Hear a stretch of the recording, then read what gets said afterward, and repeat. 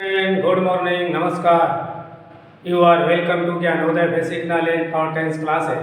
I am present for part 133 or lesson 133. In this lesson, we shall read about negative sentences in future perfect tense.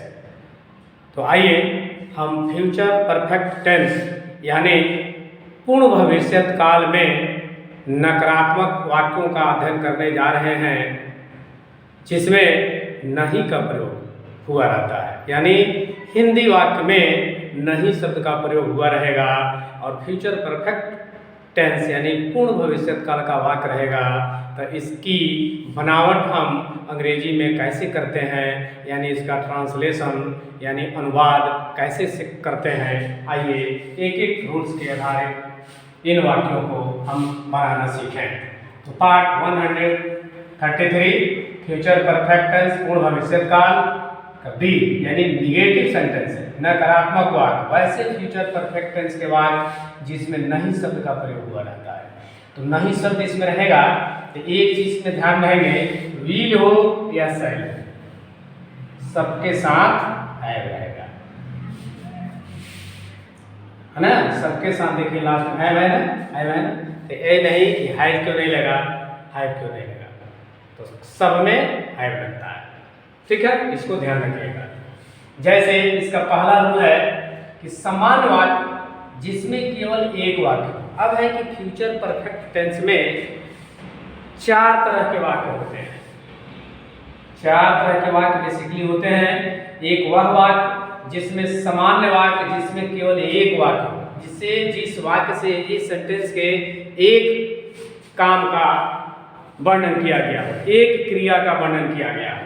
जैसे वह गणित नहीं सीख चुकेगा, गुड्डू और जोगेंद्र दूध नहीं पी चुकेगा। ये समान वाक्य हो गए जिसमें एक क्रिया हो गई, ये दूध का पीना और गणित का सीखना। दूसरा है आई और वी जिसके साथ शैल नॉट है का प्रयोग होगा। ये इसमें भी वही है, मैं अगले माह तक किताब नहीं लिख चुकूंगा, हम लोग वहां नहीं पहुंच चुकेंगे। एक ही क्रिया हो गई, पहुंचना, इसमें है किताब का लिखना। तीसरा वाक्य क्या है, वैसे वाक्य जिसमें बिफोर का प्रयोग हुआ। तो बिफोर का प्रयोग हुआ हो अगर हुआ रहता है तो निश्चित इसमें दो क्रिया होती है यानी दो काम हुआ रहेगा। तो उसको कैसे, जैसे मेरे खाने से पहले वह नहीं खा चुकेगा, तो मेरे खाने से पहले और नहीं खा चुकेगा, दो वाक्य हो गए, दो क्रिया हो गई। उसी तरह तुम्हारे आने से पहले वह नहीं जा चुकेगा, आने से पहले नहीं जा चुकेगा, वह नहीं जा चुकेगा, दो काम हो गए, दो क्रिया हो गई जिसमें बिफोर का प्रयोग हुआ पहले। दूसरा है आई हुआ, इसमें भी बिफोर का प्रयोग हुआ लेकिन अंत में प्रेजेंट इंडेफिनिट का प्रयोग होगा। जैसे उसके आने के पहले हम लोग नहीं पहुंच चुकेंगे, देखिए इसमें भी दो वाक्य है, आने के पहले नहीं पहुंच चुकेंगे, दो क्रिया बिफोर लगा हुआ है। महीने के अंत तक मैं अपनी ट्यूशन फी नहीं जमा कर चुकूंगा, तो महीने के अंत तक फीस नहीं जमा कर चुकूंगा मैं, ठीक है, दो वाक्य हो गया।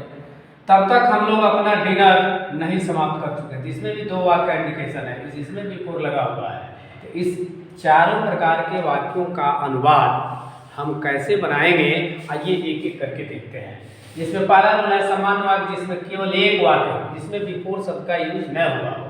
जैसे ही, सी, ईट, नेम, यू, दे और सब Ram and Shyam, tree, cow, इस तरह का शब्द हो तो उसके साथ will, not, have, V3 object और अदर वर्ड होता है।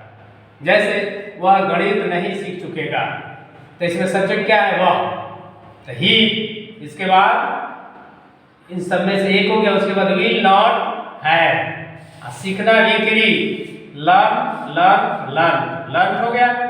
क्या नहीं सीखेगा, ऑब्जेक्ट मैथ, ठीक है, he will not have learn math, ठीक है। इसी को हम दूसरे रूप में भी लिख सकते हैं कि he would not have learned math, इसको हम ऐसे भी लिख सकते हैं। तो कंफ्यूज होने की जरूरत नहीं है, दोनों सही है, भी सही है। इस पूरे वाक्य को हम इस रूप में लिख सकते हैं, would not, यहाँ पढ़ेंगे will not, वहां पढ़ेंगे would not have learned math।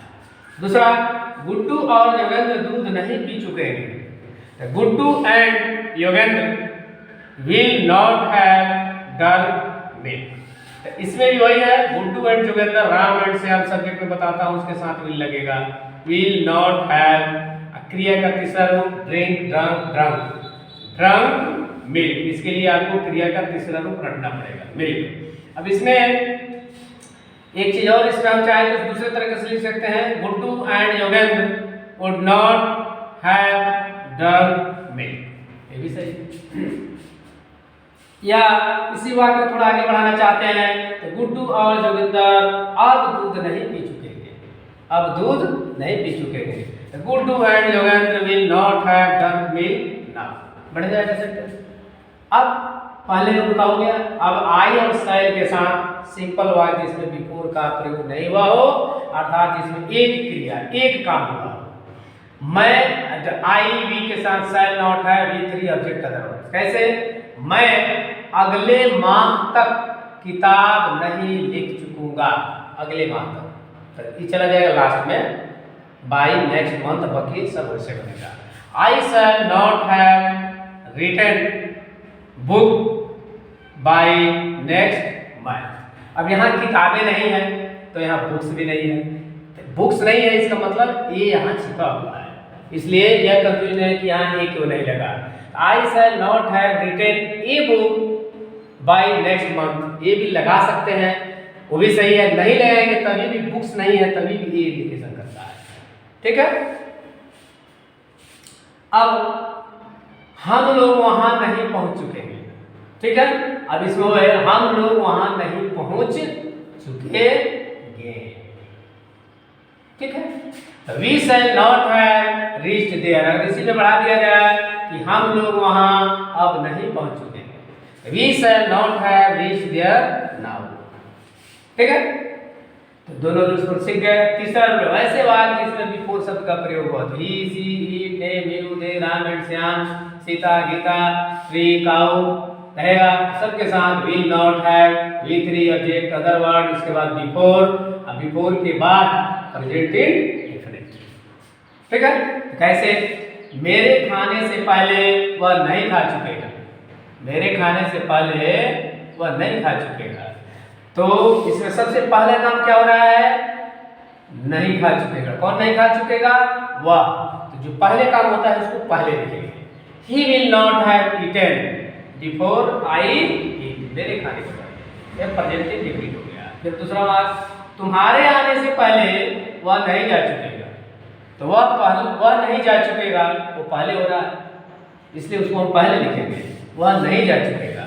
He will not have gone before you come। ठीक है। तो पहले जो काम होगा उसको पहले लिखेंगे, या सेकेंड वाले वाक्य को प्रेजेंट इंडेफिनिट के नियम के हिसाब से लिख देंगे। अब चौथा रूल है, आई वी के साथ शैल not have V three object other words before present. कैसे? उसके आने के पहले हम लोग नहीं पहुंच चुके हैं। पहले इसमें काम कौन हो रहा है? हम लोग का नहीं पहुंचना। जो काम हम लोग नहीं पहुंचेंगे वही काम सबसे पहले होगा। सीधे होगा क्या? हम लोग नहीं पहुंच चुके हैं, यहां से देख रहे हैं ना। We shall not have reached before he comes, यानी उसके आने के पहले हम लोग नहीं पहुंच चुके हैं, उसको दो बार लिखते। फिर महीने के अंत तक मैं अपनी ट्यूशन फी नहीं जमा कर चुकूंगा, यानी मैं अपना ट्यूशन फी नहीं जमा कर चुकूंगा, यह सबसे पहले होगा। मैं अपनी ट्यूशन फी यहाँ से लेकर शुरू होगा, यहाँ तक नहीं जमा कर चुकूंगा। तो I shall not have paid my tuition fee, I shall not have paid my tuition fee कब?